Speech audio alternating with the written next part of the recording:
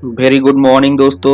मैं आप लोगों के लिए आज 100 क्वेश्चन लेके आया हूँ जनरल नॉलेज के, जो कि सभी एग्जाम, जितने भी कम्पिटिटिव एग्जाम है, चाहे सी टेट हो, एसएससी हो, बैंक हो, क्लर्क हो, नवोदय विद्यालय हो, केंद्रीय विद्यालय हो, रेलवे हो, टीजीटी हो, एमए हो, पीजीटी हो, नेट जेआरएफ हो, असिस्टेंट प्रोफेसर हो, डीआरडीओ हो, कोई भी एग्जाम जो हो उसमें बहुत ही सिलेक्टिव क्वेश्चन मैंने चूज करके यहाँ पे रखा है, जो आपको यहाँ पे देखकर आप फ्यूचर में जो भी एग्जाम ऊपर जो लिखे हुए हैं दे सकते हैं, आपको बहुत ही हेल्पफुल होगा। लूसेंट के इसमें बहुत ही सिलेक्टेड दोस्तों क्वेश्चन सिलेक्ट करके रखे गए हैं, यहाँ पे आप देख सकते हैं। तो आइए देखते हैं सबसे पहला क्वेश्चन।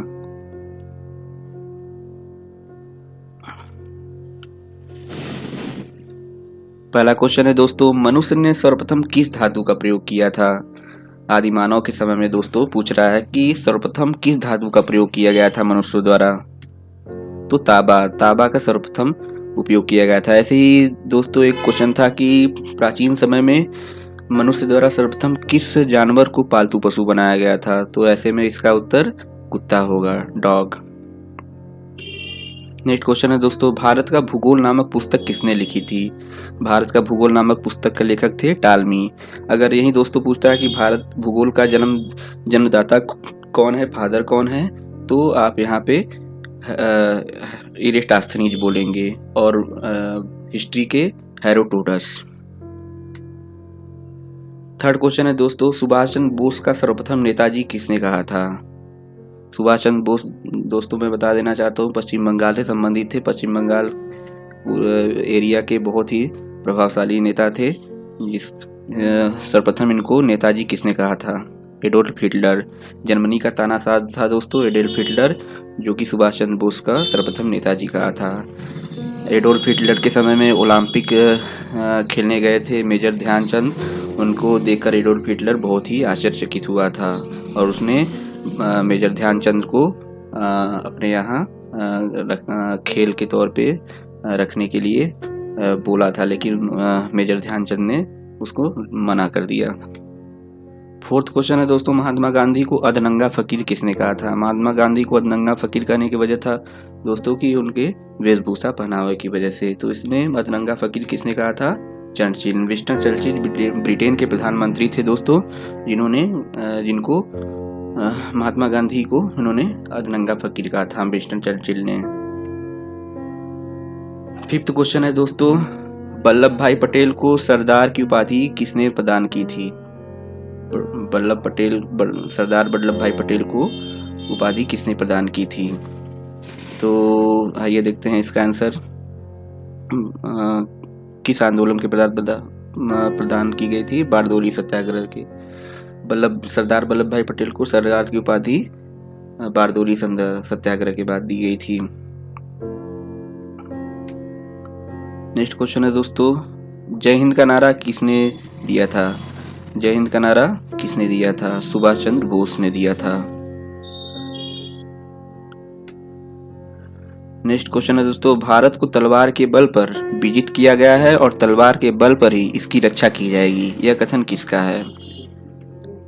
लॉर्ड इल्गिन का कहना था दोस्तों कि भारत को तलवार के बल पर विजित किया गया है और तलवार के बल पर ही इसकी रक्षा की जाएगी। जनवरी 1879 में ब्रिटेन की महारानी विक्टोरिया को किस उपाधि से सम्मानित करने के लिए दिल्ली दरबार का आयोजन किया गया था? कैसर-ए-हिंद।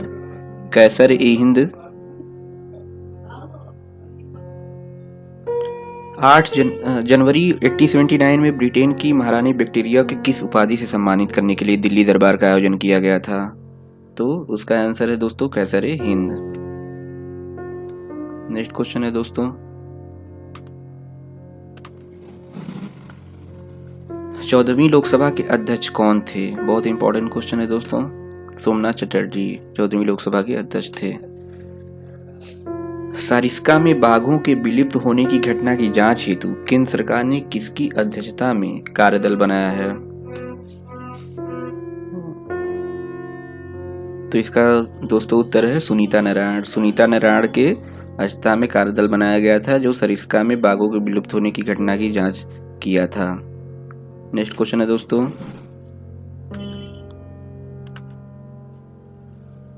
पहली लोकसभा के अध्यक्ष कौन थे? मोस्ट इंपॉर्टेंट क्वेश्चन है दोस्तों। वासुदेव मावलंकर, गणो वासुदेव मावलंकर लोकसभा के अध्यक्ष थे। एम आनंद सैना मंगर भी। प्रथम लोकसभा का गठन कब हुआ था? प्रथम लोकसभा का गठन दोस्तों कब हुआ था? 6 मई 1952 को। विदेश के लिए भारतीय राजदूतों को नियुक्त कौन करता है? विदेशों में जो हमारे भारत के राजदूत होते हैं वो उनकी नियुक्ति कौन करता है? राष्ट्रपति इनकी नियुक्ति करता है। राष्ट्रपति को क्षमादान की शक्ति संविधान के किस अनुच्छेद के अंतर्गत दी गई है? आप देखते होंगे दोस्तों न्यूज़पेपर में बहुत सारे ऐसे केस आते हैं जिसमें राष्ट्रपति किसी अपराधी को उसके अपराध को क्षमादान कर देता है। ये वो किस अनुच्छेद के अंतर्गत करता है? अनुच्छेद 72।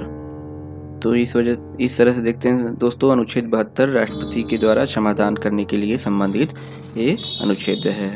नेक्स्ट क्वेश्चन है दोस्तों, झंडा समिति के अध्यक्ष कौन थे? जेपी कृपलानी झंडा समिति के अध्यक्ष थे।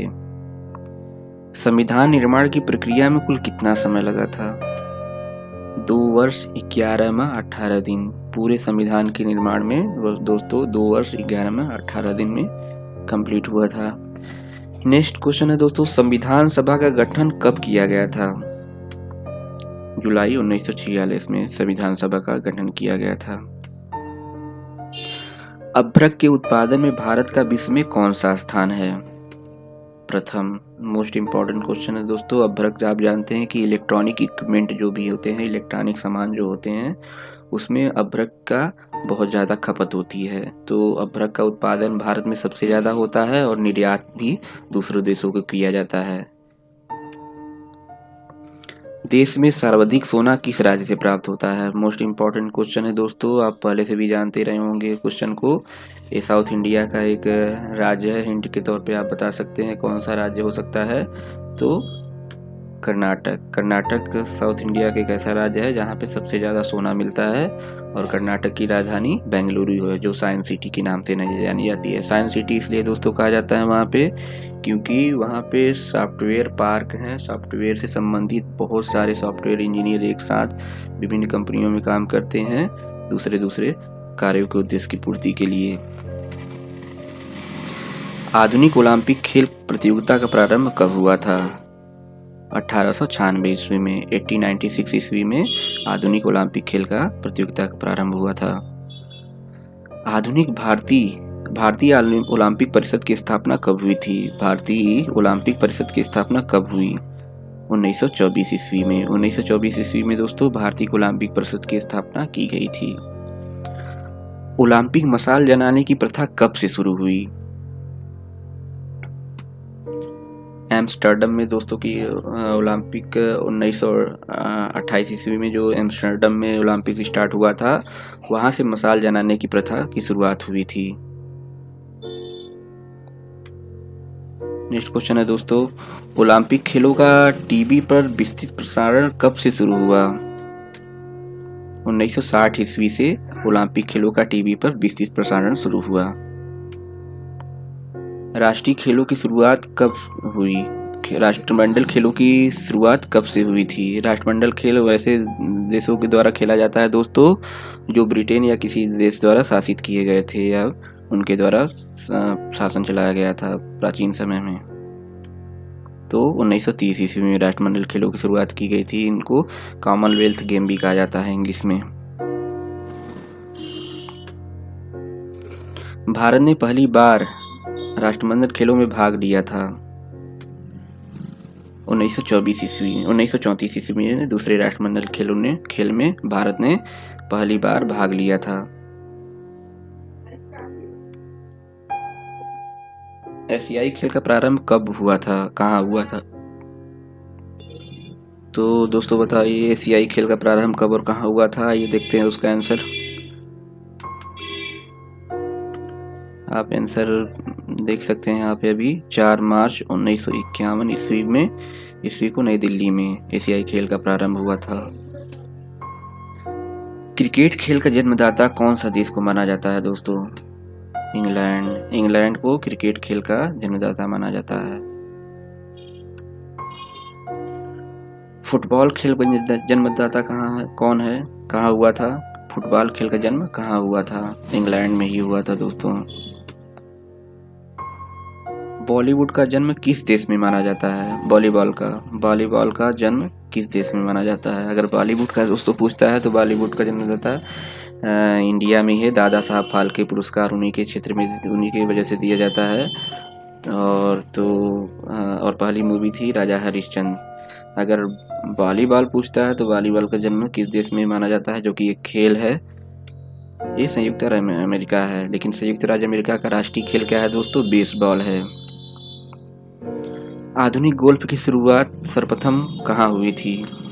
स्कॉटलैंड में। स्कॉटलैंड में दोस्तों आधुनिक गोल्फ की शुरुआत की गई थी। स्कॉटलैंड को दोस्तों आप पहले भी पढ़े होंगे कहीं। स्कॉटलैंड को केकों का देश कहा जाता है, जहाँ पे सर्वाधिक केक बनते हैं, मिलते हैं डिफरेंट वैरायटी के। अमेरिका का राष्ट्रीय खेल कौन सा है दोस्तों? इसके पहले मैंने बताया था कुछ मिनट पहले कि अमेरिका का राष्ट्रीय खेल क्या है, तो आप यहाँ पे बता सकते हैं बेसबॉल। बेसबॉल अमेरिका का राष्ट्रीय खेल है। सांड युद्ध कौन से देश का राष्ट्रीय खेल है, जिसमें सांड युद्ध करते हुए देखते हैं आप? ऐसे कौन सा राष्ट्रीय खेल है? तो कौन सा ऐसा देश हो सकता है? स्पेन। यहाँ पे दोस्तों कर्नाटक में या साउथ इंडिया में जलीकुट्टू नाम का एक सांड खेल होता है, जिसपे सुप्रीम कोर्ट ने बहुत गंभीरता से लेते हुए इसको बंद करने के लिए बोला था, जो कि मानवीय नहीं है। इस वजह से ऐसा करना पड़ा, सुप्रीम कोर्ट को हस्तक्षेप करना पड़ा। तो लेकिन जो स्पेन है, स्पेन में राष्ट्रीय खेल के तौर पे सांड युद्ध होता है। चीन का राष्ट्रीय खेल कौन सा है? चीन दोस्तों मैं बता दूं कि दुनिया का सबसे अधिक जनसंख्या वाला देश है। भारत दूसरे नंबर पे आता है। वहाँ का राष्ट्रीय खेल क्या है? Table tennis. अभी हाल में दोस्तों आपको पता होना चाहिए कि चीन के वुहान सिटी से पूरे दुनिया में कोरोना वायरस का फैलाव हुआ था, और चीन के राष्ट्रपति शी जिनपिंग हैं। तो टेबल टेनिस वहाँ का राष्ट्रीय खेल है। क्रिकेट कौन से देश का राष्ट्रीय खेल है? इंग्लैंड और ऑस्ट्रेलिया। इंग्लैंड क्रिकेट का जन्मदाता इंग्लैंड है दोस्तों, और ऑस्ट्रेलिया भी। ऑस्ट्रेलिया में वहाँ पर राष्ट्रीय खेल माना जाता है क्रिकेट को। ऑस्ट्रेलिया एक महाद्वीप है, जो कि सबसे बड़ा है, सबसे छोटा महाद्वीप है। भूटान का राष्ट्रीय खेल कौन सा है? भूटान हमारा भारत का पड़ोसी देश है, जो कि नेपाल के पड़ोसी देश के रूप में भी जाना जाता है। तो भूटान का तीरंदाजी में भूटान का राष्ट्रीय खेल कहा जाता है, तीरंदाजी को। नेक्स्ट क्वेश्चन है दोस्तों, बैडमिंटन कौन से देश का राष्ट्रीय खेल है? मलेशिया। मलेशिया बैडमिंटन को राष्ट्रीय खेल के तौर पे वहाँ पे खेला जाता है। मलेशिया की राजधानी सर दोस्तों क्या है? कुआलालंपुर है। नेक्स्ट क्वेश्चन है दोस्तों, पाकिस्तान का राष्ट्रीय खेल कौन सा है? पाकिस्तान हमारा पड़ोसी देश है, उसका राष्ट्रीय खेल हॉकी है। भारत का भी राष्ट्रीय खेल हॉकी है।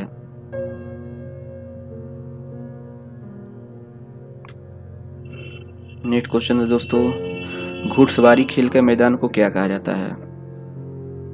तो दोस्तों आइए इसका आंसर देखते हैं। घुड़सवारी खेल के मैदान को क्या कहा जाता है? आप भी तर्क लगा सकते हैं।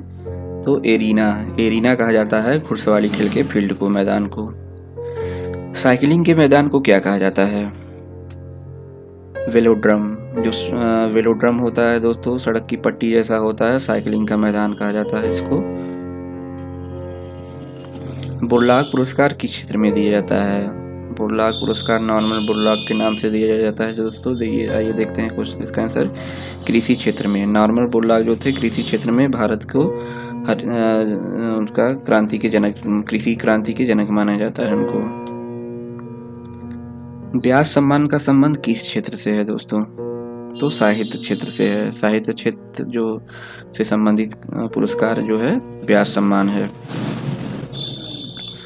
नोबेल पुरस्कार किन क्षेत्रों में दिया जाता है? साहित्य, चिकित्सा, शांति, रसायन, भौतिकी, अर्थशास्त्र, इन क्षेत्रों में नोबेल पुरस्कार दिया जाता है। और भौतिकी 1901 से और अर्थशास्त्र 1969 से स्टार्ट हुआ था दिया जाना। नोबेल पुरस्कार दोस्तों अल्फ्रेड नोबेल के नाम से दिया जाता है, जिन्होंने डायनामाइट का आविष्कार किया था। नेक्स्ट है दोस्तों, नोबेल पुरस्कार किसकी याद में दिया जाता है? तो अभी मैंने बताया था कि वैज्ञानिक अल्फ्रेड बर्नहार्ड नोबेल के नाम से दिया जाता है, जिन्होंने डायनामाइट का आविष्कार किया था। फिल्म जगत में दिया जाने वाले सबसे प्रतिष्ठित अंतर्राष्ट्रीय पुरस्कार कौन है? दुनिया में सबसे ज़्यादा बड़ा पुरस्कार अंतर्राष्ट्रीय स्तर पे फिल्म जगत का कौन सा पुरस्कार है? तो ऑस्कर पुरस्कार है सबसे बड़ा फिल्म जगत का। विश्व में पत्रकारिता के क्षेत्र में दिए जाने वाला पुरस्कार कौन सा है दोस्तों? तो पुलित्जर पुरस्कार जो होता है पत्रकारिता के क्षेत्र में दिए जाने वाला सबसे बड़ा पुरस्कार होता है। भारत का सबसे बड़ा राष्ट्रीय पुरस्कार कौन सा है? भारत रत्न। ये सभी आप लोग जानते होंगे दोस्तों, भारत रत्न भारत का सबसे बड़ा राष्ट्रीय पुरस्कार होता है। अभी तक दोस्तों एक क्वेश्चन इसमें और उठाया जा सकता है कि ऐसे कौन से विदेशी थे जिनको पहली बार भारत रत्न दिया गया था? तो आप इस क्वेश्चन को कमेंट बॉक्स में मुझे बताइएगा जरूर। नेक्स्ट क्वेश्चन है दोस्तों, एशिया का नोबेल पुरस्कार किसे कहा जाता है? रमन मैग्सेसे पुरस्कार को एशिया का नोबेल पुरस्कार किया जाता है दोस्तों, कहा जाता है। भारत में वीरता के लिए सैनिकों को दिए जाने वाला सर्वोच्च पुरस्कार कौन सा है? परमवीर चक्र दोस्तों। परमवीर चक्र जो होता है भारत में वीरता के क्षेत्र में दिए जाने वाला सर्वोच्च पुरस्कार होता है, सैनिकों को दिया जाता है। गांधी शांति अंतर्राष्ट्रीय पुरस्कार कब शुरू किया गया था दोस्तों? बहुत इंपॉर्टेंट क्वेश्चन है। 1995 ईस्वी में 1995 ईस्वी में गांधी शांति अंतर्राष्ट्रीय पुरस्कार शुरू किया गया था, जो कि शांति के क्षेत्र में दिया जाता है और वो दुनिया का कोई भी आदमी हो सकता है इस पुरस्कार के लिए। देश में कलिंग पुरस्कार कब शुरू किया गया था? 1952 ईस्वी में देश में कलिंग पुरस्कार की शुरुआत की गई थी दोस्तों। ग्रैमी पुरस्कार का संबंध किस क्षेत्र से है? ग्रैमी पुरस्कार का संबंध आपको मैं हिंट दे सकता हूँ, जैसे कि AR रहमान थे दोस्तों, उनको ग्रैमी अवार्ड दिया गया था। तो अब आप बता सकते हैं कि ग्रैमी पुरस्कार का संबंध किस क्षेत्र से दिया जा सकता है? संगीत क्षेत्र से। AR रहमान जो है म्यूजिशियन है, इसके अलावा सिंगर भी हैं, तो इन्हें ग्रैमी पुरस्कार मिला था संगीत के क्षेत्र में दोस्तों। कश्मीर का अकबर किसे कहा जाता है?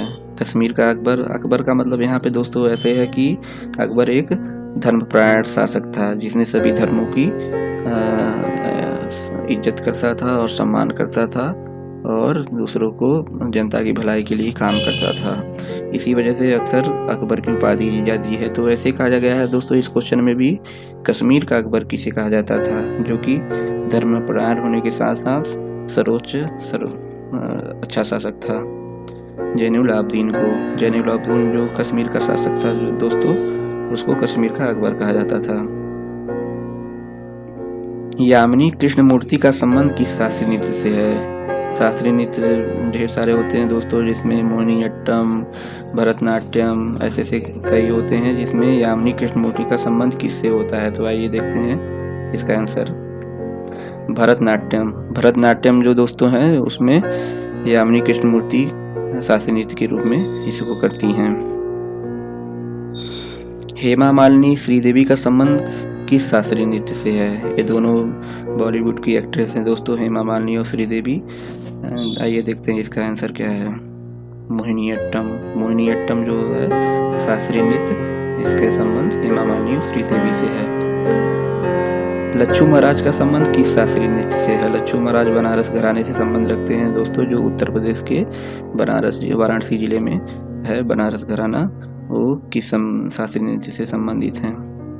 कथक एक डांस होता है दोस्तों शास्त्रीय नृत्य, जैसा कि नाम से स्पष्ट है। तो लच्छू महाराज का संबंध कथक से है। गोवा दिवस कब मनाया जाता है?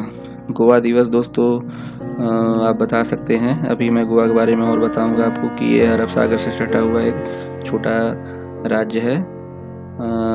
तो गोवा के बाद फिर मुंबई, महाराष्ट्र और गुजरात दोनों लगातार स्टेट हैं। गोवा के इसके पहले के सीएम मनोहर पर्रिकर की उनकी कैंसर की वजह से डेथ हो गई थी। उसके बाद आइए देखते हैं गोवा दिवस कब मनाया जाता है। 19 दिसंबर को गोवा दिवस मनाया जाता है। गुजरात में महाराष्ट्र दिवस कब मनाया जाता है। जैसे मैंने अभी बताया दोस्तों कि गुजरात से ही लगा हुआ जिला जो राज्य है महाराष्ट्र है, फिर उसके ऊपर गुजरात है। उसका दिवस कब मनाया जाता है। दिवस का मतलब यहाँ मनाने से दोस्तों संबंध है कि इनकी स्थापना या इनको निर्माण कब किया गया था उस राज्य की। तो 1 मई को किया गया था गुजरात महाराष्ट्र दिवस को। 1 मई के बारे में बता दूं दोस्तों, 1 मई को मजदूर दिवस के भी रूप में जाना जाता है। जल सेना का प्रधान कौन होता है। सेना 3 प्रकार की हमारे भारत में होती हैं दोस्तों। जल सेना होती है, थल सेना होती है और वायु सेना होता है। इन तीनों के प्रधान होते हैं। तो ऐसे ही पूछ रहा है यहाँ पे कि जल सेना का प्रधान कौन होता है। एडमिरल होता है। एडमिरल तो जल सेना का प्रधान होता है। थल सेना का प्रधान कौन होता है। अभी मैंने बताया दोस्तों कि 3 प्रकार की सेनाएं होती हैं, जल सेना, थल सेना और वायु सेना। तो थल सेना का प्रधान कौन होता है। जनरल जो होता है थल सेना का प्रधान होता है। भारत की संसद किनसे मिलकर बनती है। भारत जो संसद है वो किन चीजों से मिलकर परिपूर्ण होती है, कौन कौन लोग उसमें सम्मिलित होते हैं। राष्ट्रपति, राज्यसभा और लोकसभा, इन तीनों लोगों से मिलकर बनती है। राष्ट्रपति भारत का सर्वोच्च शासक होता है और राज्यसभा होती है, लोकसभा होती है। राष्ट्रपति जो लोकसभा में 2 सदस्यों को दोस्तों मनोनीत करता है और राज्यसभा में 12 सदस्यों को मनोनीत करता है। और लोकसभा में दो संसद को मनोनीत करता है वो किसी एंग्लो इंडियन होते हैं। और राज्यसभा में जो 12 सदस्यों की नियुक्ति करता है वो किसी फेमस पर्सनालिटी होते हैं इंडिया के, या सब अपना किसी योगदान भारत के विकास में दिए रहते हैं, तो उनको चुना जाता है राष्ट्रपति द्वारा। तो इन 3 चीज़ों से मिलकर बनी होती है। लोकसभा को निम्न सदन कहा जाता है, राज्यसभा को उच्च सदन कहा जाता है। राज्यसभा के सदस्यों का कार्यकाल कितना होता है। मोस्ट इम्पोर्टेंट क्वेश्चन है दोस्तों। राज्यसभा होती है, लोकसभा होती है। तो लोकसभा के सदस्यों का कार्यकाल अलग होता है और राज्यसभा के सदस्यों का कार्यकाल होता है। राज्यसभा की जो एक अस्थायी सदन होती है, तो 6 वर्ष के लिए यहाँ के सदस्यों को मनोनीत किया जाता है। संविधान के किस अनुच्छेद में उपराष्ट्रपति निर्वाचित होता है। उपराष्ट्रपति का निर्वाचन जो पूरी प्रक्रिया है संविधान के किस अनुच्छेद में होता है। अनुच्छेद का मतलब दोस्तों होता है नियमों और कानूनों का संग्रह, जो कि एक बॉक्स के रूप में डिवाइड किया जाता है पूरे अनुच्छेद को। तो उपराष्ट्रपति के भी निर्वाचन कार्यप्रणाली ये सब जो होती है डिफरेंट अनुच्छेद में वर्णित की गई होती हैं। तो इसमें पूछ रहा है कि उपराष्ट्रपति के निर्वाचन जो होता है किस अनुच्छेद में होता है। अनुच्छेद 63 में उपराष्ट्रपति के निर्वाचन प्रक्रिया का पूरा उल्लेख है। 63 क्वेश्चन आ गए हैं दोस्तों हम लोग। कैबिनेट मंत्रियों में सबसे बड़ा कार्यकाल किसका रहा है। कैबिनेट मंत्री दोस्तों लोकसभा में भी होते हैं और राज्यों के विधान परिषद में भी होते हैं, विधान मंडल में भी होते हैं। तो कैबिनेट मंत्री का कार्यकाल सबसे बड़ा कार्यकाल किसका रहा है, आइए देखते हैं इसका आंसर। जगजीवन राम, लगभग 32 वर्ष तक इनका कार्यकाल रहा है कैबिनेट मंत्री के रूप में। सबसे कम समय तक एक कार्यकाल में प्रधानमंत्री रहे। ऐसे कौन से प्रधानमंत्री थे जिनका कार्यकाल बहुत कम रहा है। अटल बिहारी वाजपेयी, भाजपा के, बीजेपी के, एनडीए के नेता थे जिनका प्रधानमंत्री कार्यकाल 13 दिन था। एनडीए का फुल फॉर्म दोस्तों आपको पता होना चाहिए, नेशनल डेमोक्रेटिक अलायंस होती है। और बीजेपी का फुल फॉर्म होता है Bharatiya Janata party.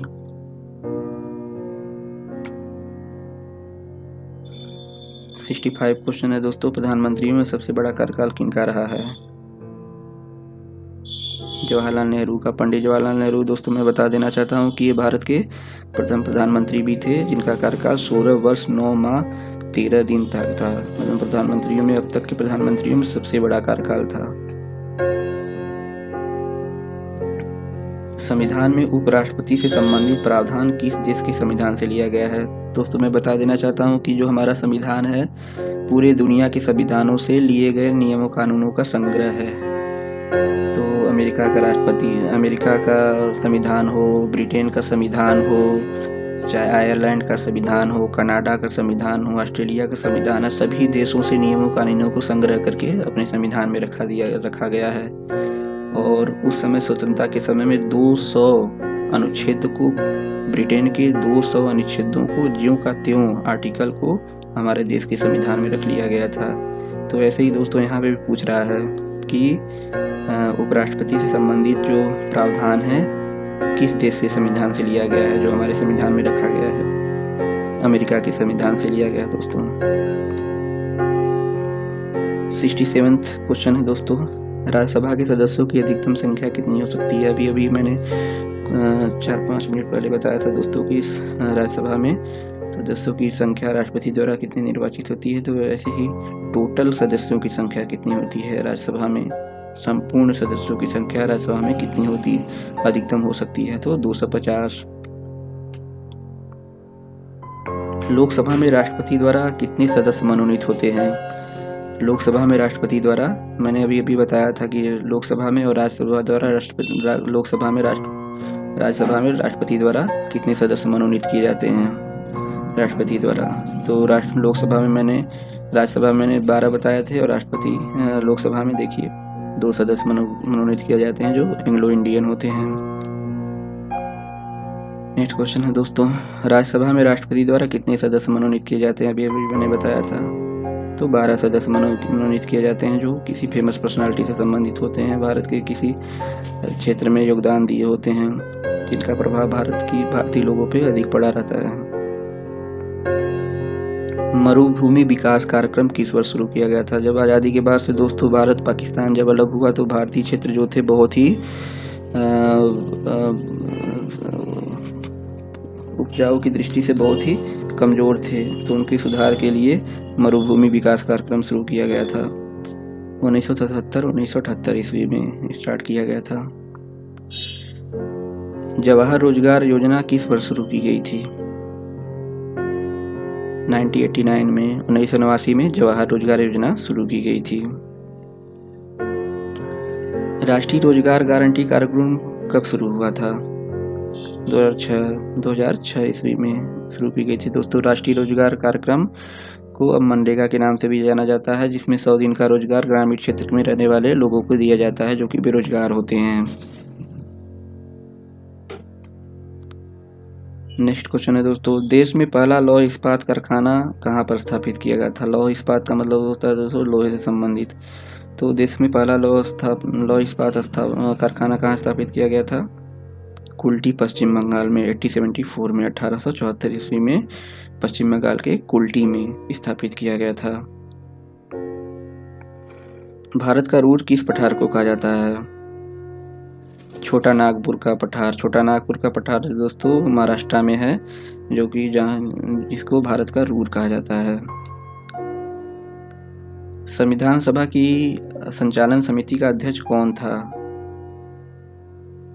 Doctor Rajendra Prasad. Doctor Rajendra Prasad संविधान सभा की संचालन समिति के अध्यक्ष थे। कौन सी देशी रियासत थी जिसके प्रतिनिधि संविधान सभा में सम्मिलित नहीं हुए थे? ऐसी कौन सी देशी रियासत थी दोस्तों जिसमें प्रतिनिधि संविधान सभा में सम्मिलित नहीं हुई थी? तो हैदराबाद एकमात्र ऐसा देशी रियासत था जो संविधान सभा में सम्मिलित नहीं हुई थी प्रतिनिधि के रूप में।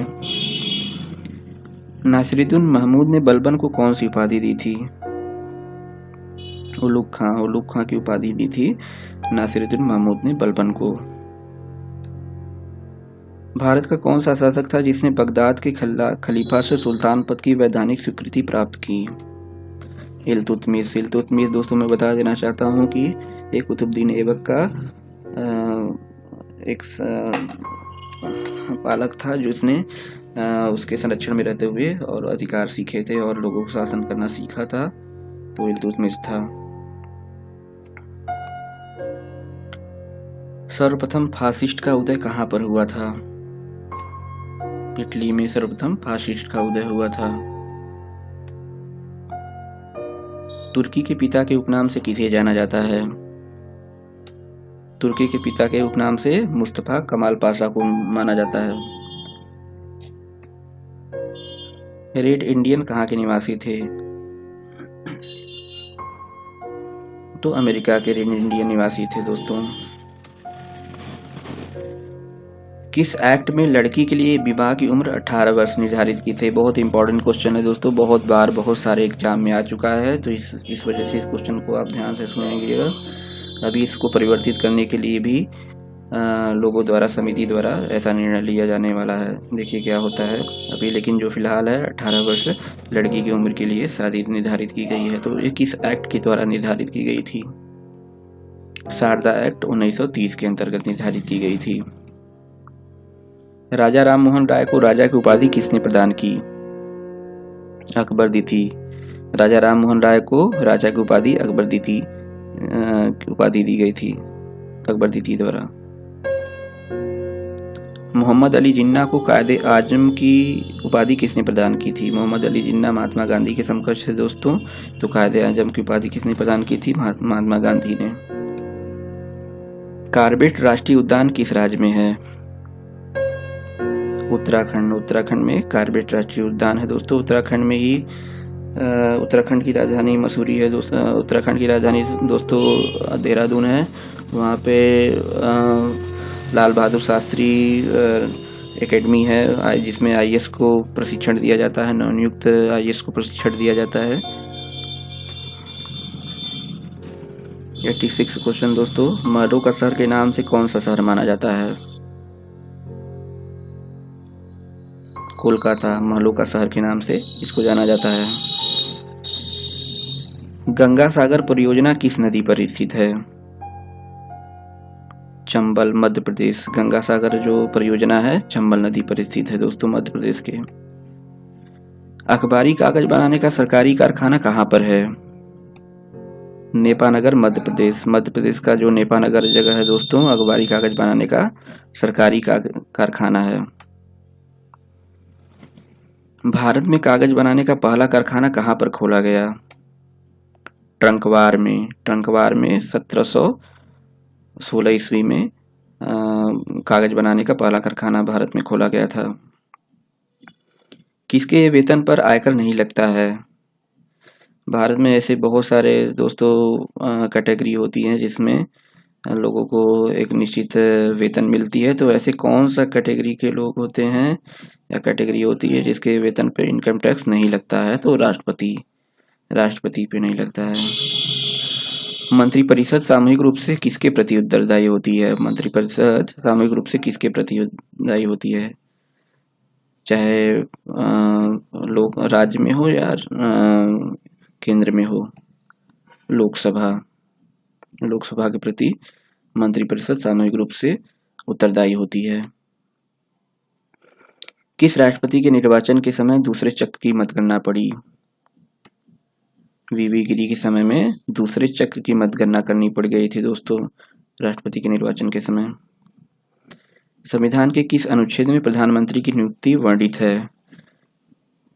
मैंने बताया था दोस्तों कि ढेर सारे जो आर्टिकल होते हैं इनमें डिफरेंट टाइप के नियम कानून होते हैं जिनके द्वारा भारत में संचालन होती है, प्रशासनिक कार्रवाई होती है। तो अनुच्छेद 75 के द्वारा प्रधानमंत्री की नियुक्ति वर्णित की गई है अनुच्छेद 75 में। राज्यसभा की सदस्यता के लिए न्यूनतम उम्र सीमा कितनी वर्ष है? जैसे राज्यसभा के लिए अलग होती है दोस्तों, लोकसभा के लिए अलग होती है।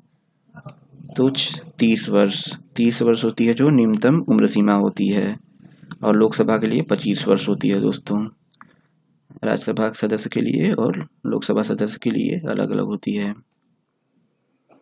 वर्तमान में संघ सूची कितने विषय सम्मिलित है? मैं बता देना चाहता हूँ दोस्तों, संघ सूची राज्य सूची और समवर्ती सूची, ये 3 प्रकार की सूची होती है। संघ सूची में केंद्र सरकार नियम बनाती है, राज्य सूची में राज्य सरकार नियम बनाती है और समवर्ती सूची में दोनों को अधिकार होता है मिश्रित रूप से। तो आइए देखते हैं संघ सूची में कितने विषय सम्मिलित हैं। 98 विषय सम्मिलित हैं। वर्तमान में राज्य सूची में कितने विषय सम्मिलित है, अभी मैंने बताया था दोस्तों कि 3 प्रकार की सूचियां होती हैं। तो आइए देखते हैं राज्य सूची में कितनी विषय सम्मिलित होती हैं। 62 जो होती हैं दोस्तों विषय सम्मिलित होते हैं, जिसमें राज्य सरकार को अधिकार होता है कानून बनाने की।